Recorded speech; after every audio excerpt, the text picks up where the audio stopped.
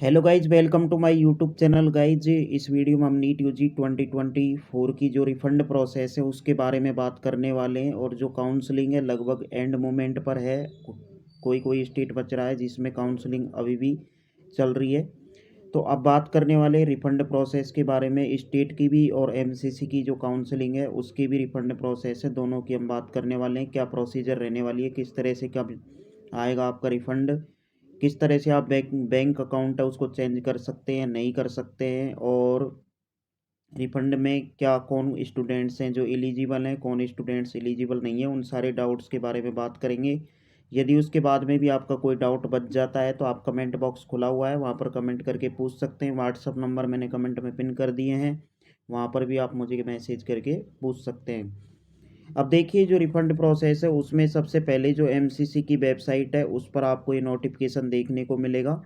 और इस तरह का एक नोटिफिकेशन देखने को मिलेगा लास्ट ईयर, जैसे कि 12/12/2023, यानी कि दिसंबर के लगभग में ये नोटिफिकेशन आपको देखने को मिलता है।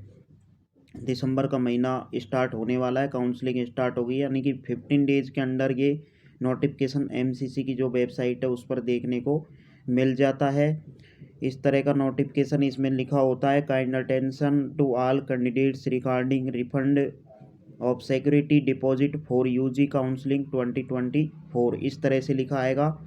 उसके बाद में दूसरा नोटिफिकेशन आपका जो है 21/12/2023 को यहाँ पर देखने को मिला था, यानी कि उसके 10 दिन बाद में दूसरा नोटिफिकेशन देखने को मिलता है, जिसमें आपको लिखा होता है कि kind attention to all candidates regarding refund of security deposit for UG counselling 2024, इस तरह से यहाँ पर देखने को मिलेगा इसमें भी, है ना।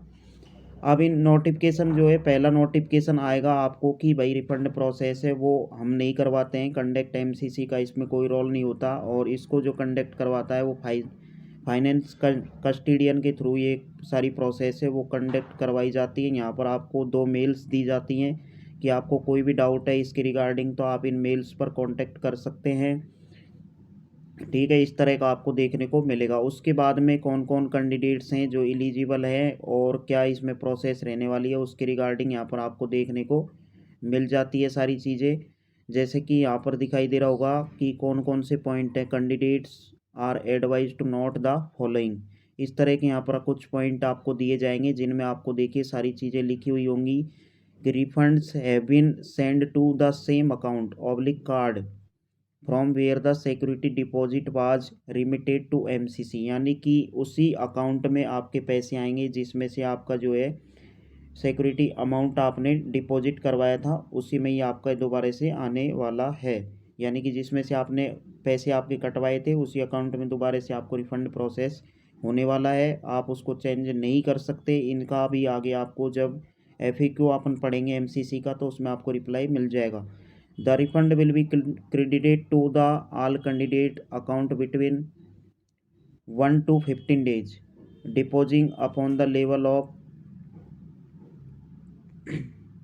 ऑटोमेशन इन कैंडिडेट्स बैंक, यानी कि उसी बैंक अकाउंट में आ जाएगा। If there is inordinate delay, यदि किसी कारणवश ये डिले हो जाता है in crediting the refund, candidate should take up the matter with the grievance cell of his oblique her bank quoting the refund reference, यानी कि आप उस बैंक में भी कांटेक्ट कर सकते हैं जिससे आपका मतलब पैसे कटवाएं। उस बैंक में आपको जाकर वहाँ पर इंक्वायरी करनी है। हो सकता है आपके जो अकाउंट है उसमें मिस्टेक हो या फिर बैंक उस प्रोसेस को कंप्लीट नहीं कर पा रहा हो। इन केस यदि कोई रिफंड प्रोसेस आपका नहीं हो पाता है और कोई भी आपकी डाउट रहता है तो आपको कांटेक्ट करना है फाइनेंस, और ये जो आपको ईमेल यहाँ पर दिखाई दे रही होगी ये ईमेल पर आपको कांटेक्ट करना है। मैंने पहले ही बता दिया एमसीसी का इसमें कोई रोल नहीं है, इसको जो कंडक्ट करवाएगा वो फाइनेंशियल कस्टोडियन कंडक्ट करवाएगा, तो वहाँ पर आपको ही कांटेक्ट करना है उन सारी बातों के लिए।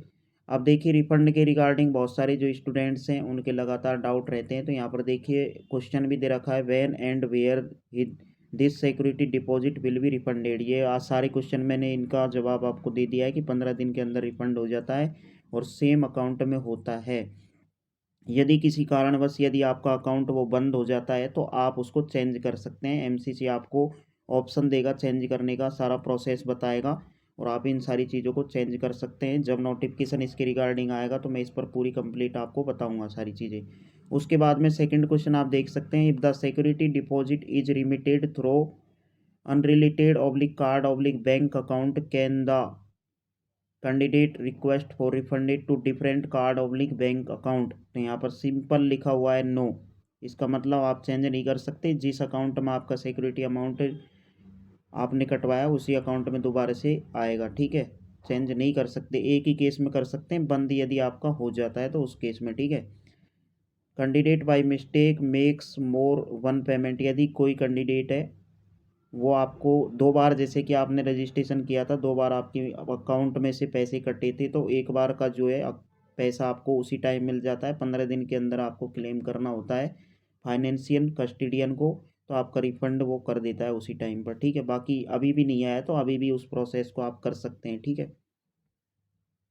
तो इस तरह से सारी प्रोसेस इसमें रहने वाली है। अब कौन से कैंडिडेट हैं जो इसके लिए एलिजिबल है, तो मैं आपको बता देता हूँ।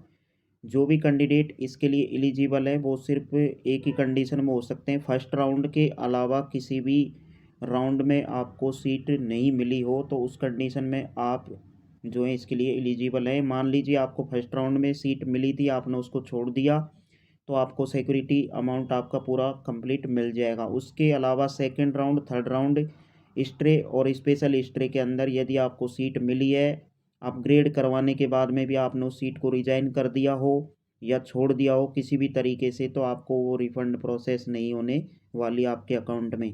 तो ये रूल रेगुलेशन रहेंगे। बाकी जब नोटिफिकेशन आएगा तो हम विस्तार से इस पर बात करेंगे। बहुत सारे जो स्टूडेंट्स हैं उनके डाउट था कि जैसे कि स्पेशल स्ट्रे वैकेंसी राउंड के अंदर दोबारा से जो हमारा फी है वो दोबारा से सिक्योरिटी अमाउंट डिपॉजिट हुआ है, क्या दोबारा से हमको मिलेगा।